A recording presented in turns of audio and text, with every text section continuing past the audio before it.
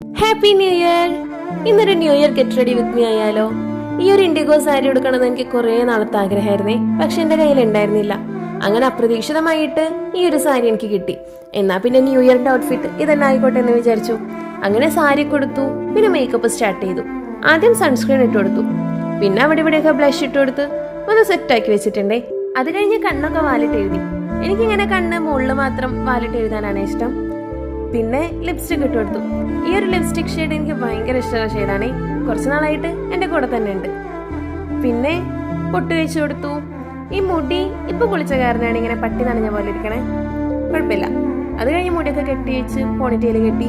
ഈ ഒരു കമ്മലില്ലേ, ഇത് കഴിഞ്ഞ കൊല്ലം ഇതേ സമയത്ത് മേടിച്ച കമ്മല. എനിക്ക് നല്ല ഇഷ്ടമുള്ള കമ്മലാണ്. പിന്നെ അതിന്റെ കൂടെ സിൽവർ കളർ വളയിട്ട് കൊടുത്തു. അപ്പൊ ഇതാണ് നമ്മളുടെ ഫൈനൽ ലുക്ക്. എങ്ങനെയുണ്ട്? ഇഷ്ടപ്പെട്ടോ? ഇഷ്ടപ്പെടാണെങ്കിൽ ലൈക്ക് ചെയ്യണേ. അപ്പൊ പിന്നെ കാണാം. ബൈ. Happy new year.